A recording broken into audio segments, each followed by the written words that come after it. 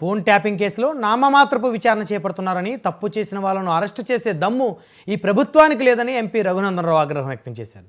ఈ కేసులో నిందితులను సిట్ ఎందుకు అరెస్ట్ చేయడం లేదని నిలదీశారు. ఫోన్ ట్యాపింగ్తో సంబంధం లేని కాంగ్రెస్ నాయకులను సిట్ విచారణకు పిలుస్తుందని దుయ్యబట్టారు. దుబ్బాక ఉప ఎన్నికల్లో తన ఫోన్ ట్యాపింగ్ చేసి నన్ను, నా కుటుంబ సభ్యులను ఇబ్బంది పెట్టారని, ఈ విషయంలో తాను 10 సార్లు నాటి డీజీపీకి ఫిర్యాదు చేశానని చెప్పారు. తాను చెప్పేందుకు సిద్ధంగా ఉన్నా తనను విచారణకు ఎందుకు పిలవడం లేదని ఆయన ప్రశ్నించారు. పెరిగింది ఆర్ఎస్ఎస్లో కాబట్టి ఎప్పుడైనా ఈ రేవంత్ రెడ్డి కూడా పోయి బీజేపీలో కలుస్తాడని కాంగ్రెస్ ఎమ్మెల్యేలు కొంతమంది మాత్రం చెప్తున్నాను. అబద్ధం చెప్తలేను, నిజంగా చెప్తున్నాను. నోరే కదన్న, దానికి ఏమైనా ఉందా? నాలుకకి ఏమైనా ఉందా అన్న? అది ఎటంటే అటు తిరుగుతూనే ఉంటుంది. అట్లా తిప్పడానికి ఏముందన్న?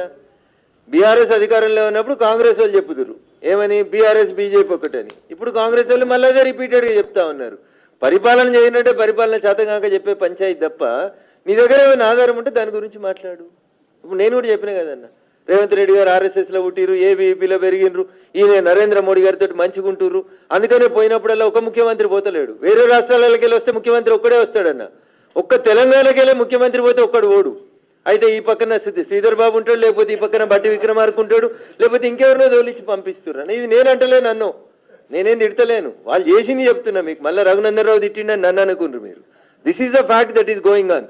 మీ పార్టీకి మీ మీద విశ్వాసం ఉంటే మిమ్మల్ని ఒక్కళ్ళనే పంపాలి.